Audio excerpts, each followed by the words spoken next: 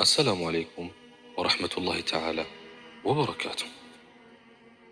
عند جزي عند ابد እያለቀሰ አላህን እየለመነ ካለ አንድ ባሪያ አጠገብ ያልፋል።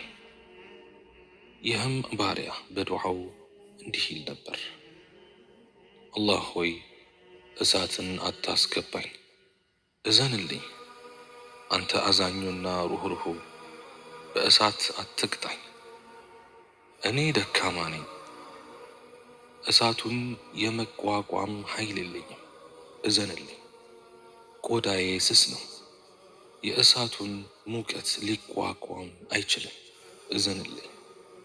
ከዚያም እብዱ ሰውዬ ከት ብሎ ይስቃል። ዞር ብሎም አየው ይህ ጸሎተኛው። ምን ያስቅሃል አንተ እብድ ሰውዬ? ንግግርህ ነዋ ያሳቀኝ። ምን ያስቅሃል በንግግሬ ብሎ መልሶም ጠየቀው። እብዱም ምክንያቱም የምታለቅሰው ከእሳት ፍራቻ በመሆኑ ነው። ከዚያም ሰውየው ለእብዱ እንዲህ ብሎ ይጠይቋል፣ አንተ ቆይ ከእሳት አትፈራም? እብዱም አይ እኔ አልፈራም።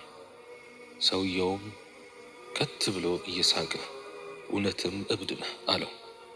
ከዚያም እብዱ እንዲህ አለ፣ አንተ አላህ ባሪያ ሆይ እንዴት ከእሳት ትፈራለህ? አዛኝ ጌታ እያለለህ እዝነቱ ሁሉን ነገር አዳርሳለች። ሰውየውም እኔ ብዙ ኃጢአቶች አሉብኝ፣ አላህ በፍትሐዊነቱ የሚተሳሰበኝ ከሆነ እሳት ውስጥ ነው የሚያስገባኝ። እናም በችሮታውና በእዝነቱ እንዲምረኝ እንጂ በፍትሐዊነቱ እንዳይተሳሰበኝ ነው እያለቀስኩኝ ዱዓ የማደርገው። ከዚያም እብዱ አሁንም ከፍ ባለ ድምፅ ከት ብሎ ሳቀ። ሰውየውም በጣም ተረበሸ። ምን ያስቅሃል ብሎ ጠየቀው። ከዚያም አንተ ሰውዬ የማይጨቁን ፍትሐዊ አምላክ እያለለህ ፍትሐዊነቱን ትፈራለህ? መሐሪ አዛኝ ጌታ እያለለህ እሳቱን ትፈራለህን? ከዚያም ሰውየው አንተ እብድ ሆይ አላህን አትፈራውምን ብሎ ጠየቀው። እብዱም እፈራዋለሁ እንጂ ነገር ግን ፍራቻዬ ከእሳቱ አይደለም አለ። ሰውየውም በጣም ተገርሞ እንዲህ አለ፣ ከእሳቱ ካልሆነ ታዲያ ከምንድን ነው የምትፈራው? እብዱም እኔ የምፈራው አላህን ፊት ለፊት ተገናኝቼ እንዲህ ብሎ ሲጠይቀኝ ነው፣ ለምን አንተ ባሬ አመጽከኝ?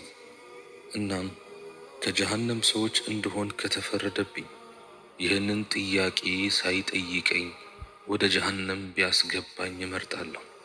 ምክንያቱም የእሳቱን ቅጣት ለኔ ከአላህ ስብሓንሁ ወተዓላ ጥያቄ አንጻር ይቀለኛል። ምክንያቱም ከዳተኛ በሆነችን አይን እሱን መመልከት አልችልም። ዋሾ በሆነችም ምላስም ልመልስለት አልችልም። ወደ እሳት መግባቴ ጌታዬን የሚያረካ ከሆነ ችግር የለብኝም።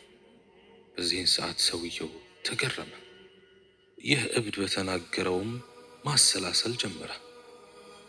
ከዚያም እብዱ እንዲህ አለ፣ አንተ ሰውዬ አንድ ሚስጥር እነግርሃለሁ፣ ለማንም እንዳትናገር። ሰውየውም ምንድን ነው ይህ ሚስጥር አንተ ጤናማው እብድ ብሎ ጠየቀ። ሰውየው እብዱ እንዲህ ብሎ መለሰ፣ አንተ ሰውዬ ጌታዬ ወደ እሳት አያስገባኝም። ለምን እንደሆነ ታውቃለህ? ለምን አለው። ከዚያም ምክንያቱም የአምልኮት ተግባራቴ ከፍቅርና ከናፍቆት የመነጨ ነው። የአንተ የአምልኮ ተግባራት ደግሞ ከፍራቻና ስግብግብነት የመነጨ ነው። ለሱ ያለኝን ግምት አንተ ለሱ ካለህ ግምት ይበልጣል።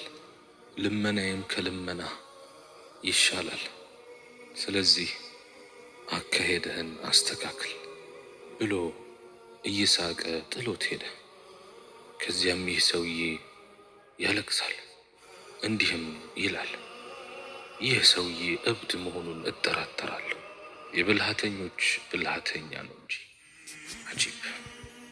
በአላህ ስብሓንሁ ወተዓላ ላይ ተስፋ ማድረግና የእርሱ ፍራቻ ወይም አረጃእ ወልኸውፍ አንድ አማኝ የአላህ ባሪያ ወደ አላህ ስብሓንሁ ወተዓላ ለመቃረብና ውዴታውን ለማግኘት የሚገለገልባቸው ክንፎቹ ናቸው። እነኚህን ክንፎች በመጠቀም ወደ መጨረሻው ዓለም አድማስ ይበራል። እነርሱንም በመጠቀምም በቀልቡ ወደ መልካም ነገር ሁሉ ይጓዛል። የተለያዩ መሰናክሎችንም ያልፋል።